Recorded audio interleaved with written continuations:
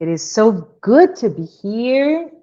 And I want to just say it's such a strong sense of gratitude to be here this morning for me here in Nashville with you, talking about this amazing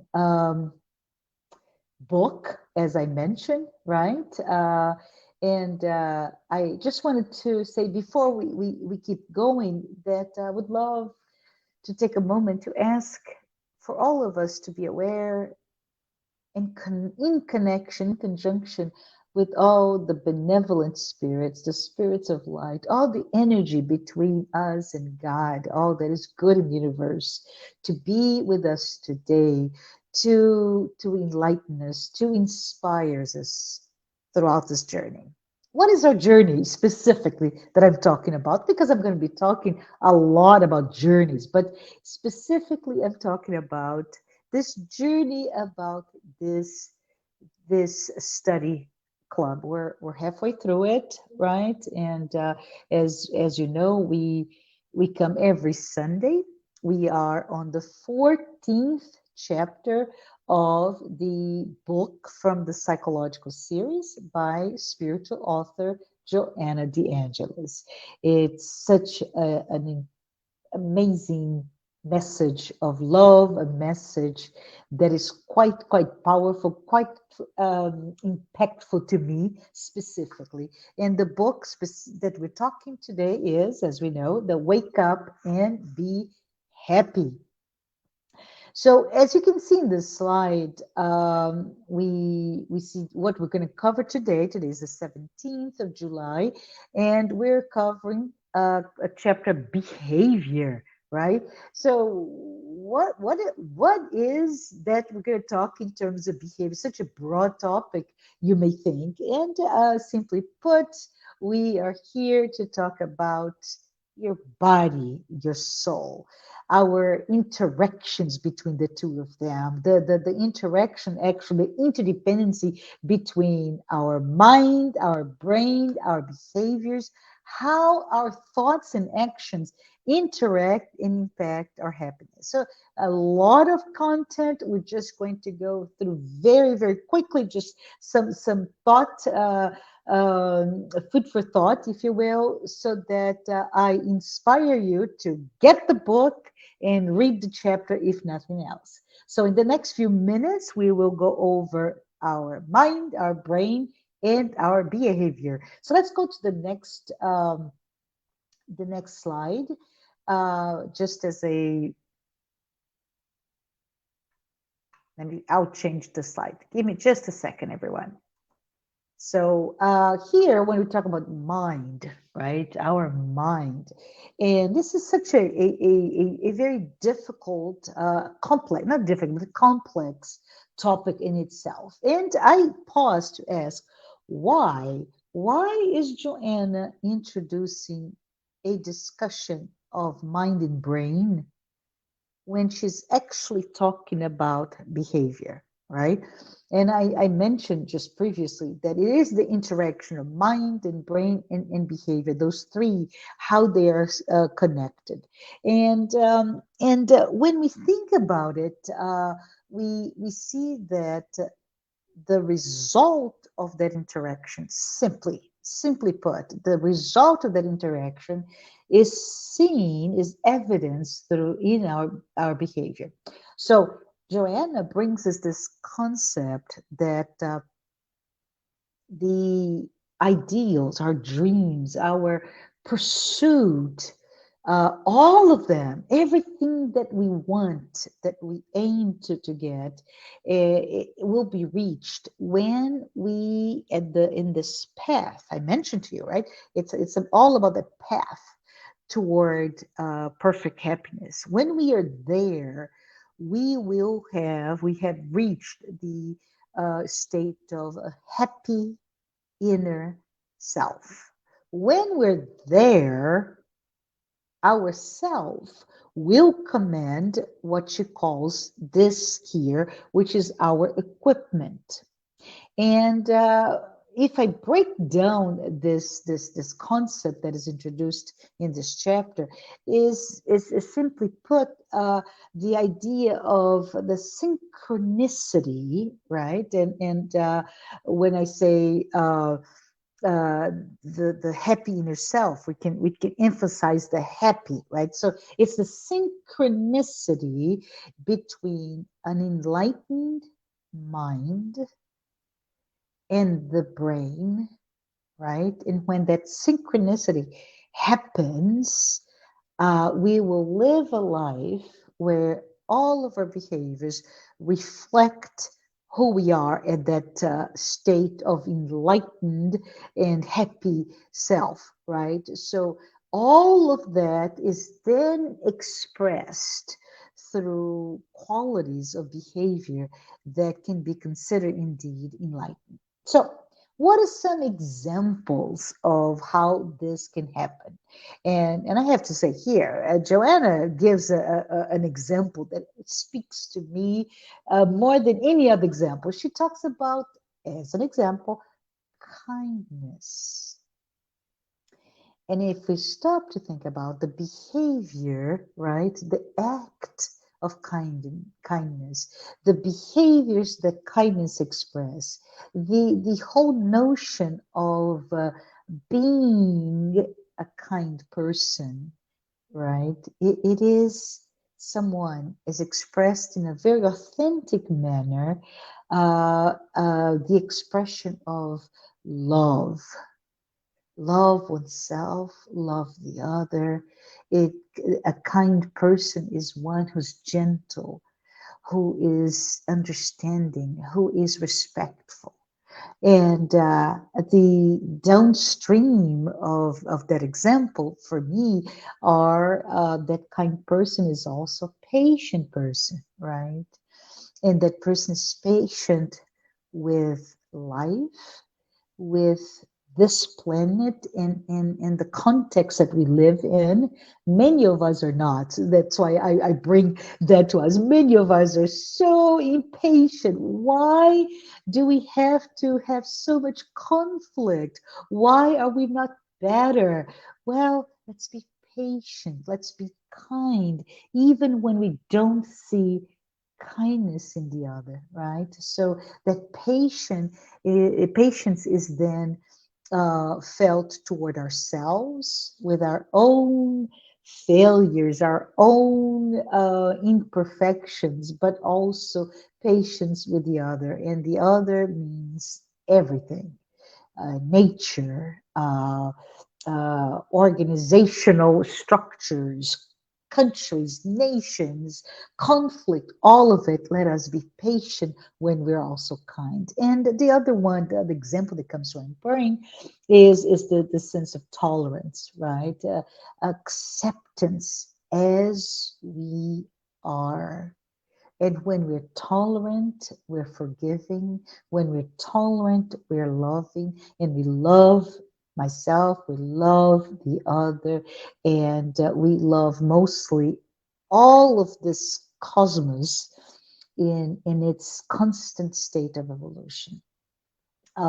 So, as such, as we speak about mind, right? A mind of a person that is working toward love is one that connects with that higher spirit, is the sense of connectedness with oneself, with the others, and with all that is divine and sacred. So it is a from a point, lateral, right, circular, and vertical. So horizontal, I'm sorry, and vertical. That deep sense of connection. And when we look at that, right, we see that that connection is done because we are immortal spirits, right? So it is done through the material experience of our incarnation. So that is where we are today. Our, I'm talking about my arms, right? But our material self, but also through our immaterial spiritual dimension. So during our incarnation specifically, it is done through the connection between the mind and the brain, and how that connection, really important, vitalizes our entire body. This connection then establishes our sense of well being, our physical, our emotional, our mental health. So this is not something that we should just brush aside. That is, it's quite important, even if it's a very broad statement. We could stay here for 3 hours talking, and it would not be sufficient for us to go into detail of this notion of the connection between your mind and your brain and your behavior. But I'm going to try to simply put here as Joanna brought it to me, right? And she talks about uh, psychology, right? But she also talks about how spiritism, right? This body of work called spiritism can bring us the path, or discuss and explain in our rational self, our rational side, what is that we can do to attain that sense of completeness and in health. And it's just an alert to all of us. It doesn't come without effort. It doesn't come without commitment. It doesn't come without discipline and will, right? Because the other side of the coin, which is living in, as I mentioned before, in both spiritual and material dimensions, in a state that is not linked to that aspirational and enlightened self, that happy self, right? A happy inner self. But when we don't push ourselves to that, toward that goal, the flip of that is a state of negativity. It is a state where we immerse ourselves in this toxicity, a toxic environment that will, there's absolutely no doubt about it, will impact our beings and will lead to behaviors that are toxic, they're negative, but most importantly, will lead to our unhappiness.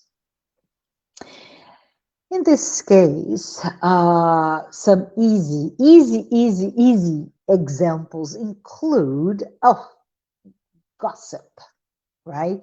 Uh, why? I love to gossip. It's so good to talk about this person, that person, be a celebrity, be a politician, be my next door neighbor, be my cousin, my sister, my whomever, right? I love to talk about. Did you see what so and so did? And it's easy, right? I believe it was Goethe that talked about the enlightened mind is the one that speaks about concepts where a a higher mind will speak about facts, but the primitive mind is the one, and I'm butchering this, I'm sure, is the one that speaks about people. And it's easy. It's easy because we see our flaws projected in the other. So easy for us. Oh, did you see that? Did you see that? But the simple practice of gossip is an example of highlighting the worst in our judgment in others, but it will lead to an environment of toxicity and break the opportunity for harmony and peace. So another example of those behaviors that will lead to unhappiness is simply put a defeated attitude, right? Or a pessimistic expectation. You become so infused with pessimism that nothing will give you a sense of gratitude.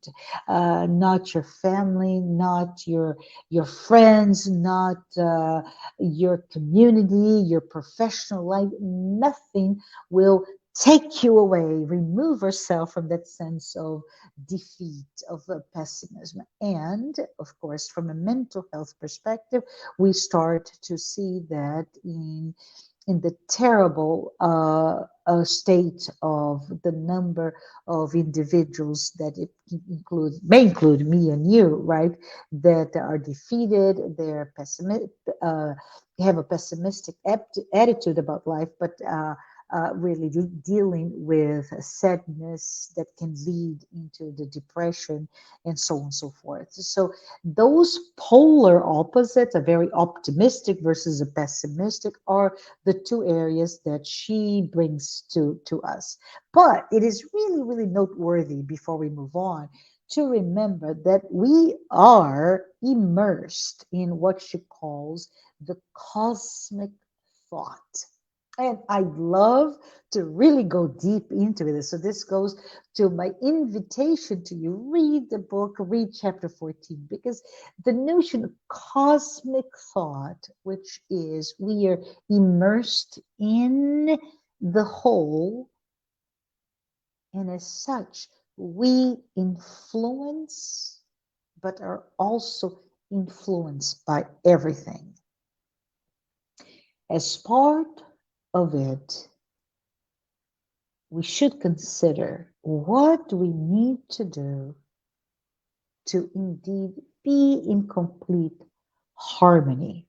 And what I mean by that is, what do we need to do? And this is difficult, right? What do we need to do to radiate peace? What do we need to do to be, simply be? Because we cannot not be, right? How can we materialize or think where we are, how we feel, and as such, how we think, how we radiate all the energy that comes from within and impacts the ecosystem that is called life. So when we talk about life, right? We if we continue with this idea, we have to think that we uh, we have to think about the notion that Joanna puts it, the life of the mind, right? So the life of the mind, as Joanna put it, is the collective, this gathering of all inputs, outputs of our mind, i.e., our ideals, our aspirations, our day to day needs, our day to day dreams, our conflicts, all of it, she says, is reflected in our behaviors. I know it is scary to be reminded of that, but indeed, we are the mirror of our inner selves. As much as we want to perhaps control it, right? If I am reflecting all that is inside of me, that the collection that goes into all of it, right? Conflicts, or ideas, everything, uh, we want, and this is natural, we want to only show, demonstrate what's the best of the best. I think somebody mentioned, it was very interesting. I just heard of it the other day, but the fact that if you know anything about sports, right, as you go from amateur or part of a team and you want to grow into perhaps professional, you want to be drafted, recruited, many times coaches will get the best of you, right? The clip that will have the best play in your entire season, right? Well, let's go back because you're more than that, just that moment. But if you go even further, right? We wanted to portray ourselves, and what do? We get up, we put our best outfit, we put the makeup, we do our hair, we go to a professional photographer, and the professional photographer puts us in the perfect light, perfect camera, perfect filters, and in addition to that, even edits to for maximum impact. Perhaps changing the colors, the contrast, perhaps removing some wrinkles, etc. And voila, we come up with that perfect photo of who we are. Well, love it to see that. But the reality is that our behaviors are not they don't reflect that one glimpse of one image, right? Our behavior is really a reflection of all of our attitudes, our emotions, our feelings, our behaviors, as what I now call the movie, or a very long one, the movie of our lives. How does it play?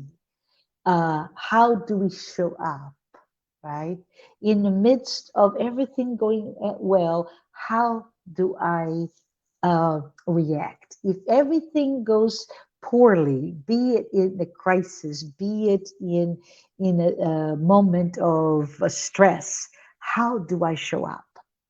So, in a better statement, it's simply put, our behavior reflects our mind, and it defines our moral structure. I mentioned earlier that that evolutionary path toward our perfect happiness, right? Well, this is, as we know, very, very long journey. And in that journey, this is very important because in all of, again, that the spiritist body of work, we talk a lot about will and the right that is inalienable to all of us to exercise our free will, our decision. It is our freedom to select. And of course, that freedom means, from a action in the laws of action and reaction, that whatever you do, you also are responsible for what that means to us in our life. But it is important because in this long evolutionary path, it's a long journey. We may decide to linger in our current state. We may prefer to stay in this life. And what I mean by that is a life that is exemplified. And I always say this, I live in the US, right, in the United States. I am the fruit of this context. What is the context? Is a society that is, let's say, individualistic. It is a society in part of the Western Hemisphere. It is a society that is capitalist, consumerist. And when you combine all of this, there is a component that is highly competitive. Therefore, we move into what we live today. And we may decide, and it is our, as I said, inalienable right to decide that we want to stay where we are. And what I mean by that is we may prefer to stay longer than we need to in the life of immediate satisfaction, right? Um, it is a life where we may be indeed very self centered.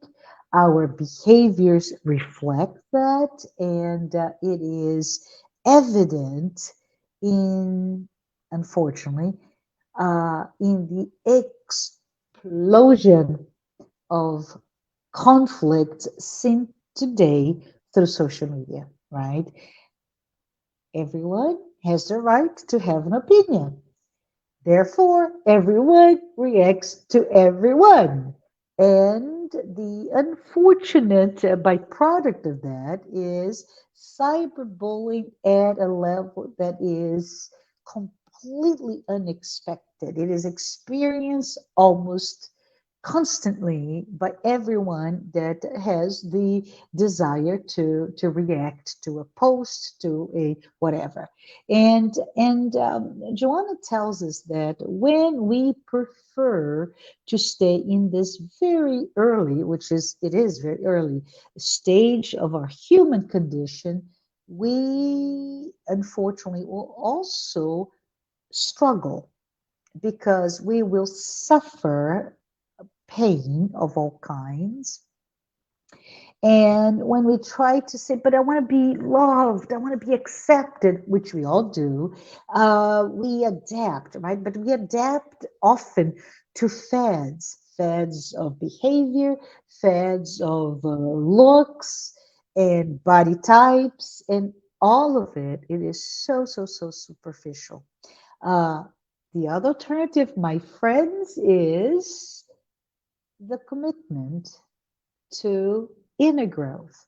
It is the commitment to balance and self-realization, and that is done through self-awareness. So when we understand our own vulnerabilities, when we stop trying to live a life of magnified, edited reality, we start to get to where we need to be. So, just to close our discussion today, um, behaviors as an output of that interconnectedness between our mind and our body, right? Behaviors will inevitably reveal who we are. Behaviors will demonstrate um, where we are, who we are intellectually and emotionally, and will also evidence our physical and mental health.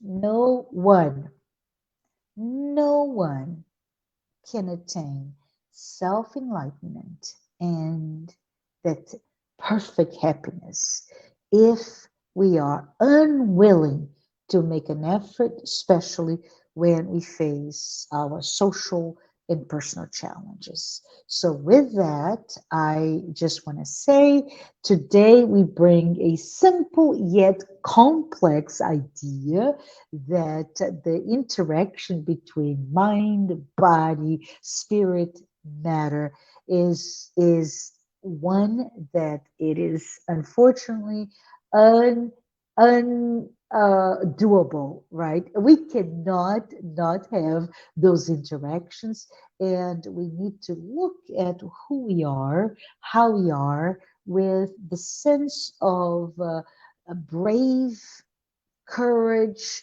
attitude, courageous attitude to see all that I am, all my vulnerabilities, all of my imperfections with love and acceptance. And as I said before, courage, because if I do it or not, it will be reflected. We are here to attain, as you can see in the slide, and I'll read to you, right? We are here to attain the behaviors, and when we are vigilant, and by that I mean is looking, self-aware, really uh, vigilant for what is it that I'm feeling right now and why. Vigilant to be understand, am I living a life of judgment or acceptance, of tolerance or rejection, right? Being vigilant, and you must, as she says here, Joanna. This is from Joanna's less this chapter, right? The the very end, but to understand that we have to do this all the time. And when we do it, we will reach that inner realization and a complete identification with everyone else. But with that, my friends, I'd say thank you for spending this past 30 minutes with me. And I look forward to getting back to you to the next chapter, which is, oh,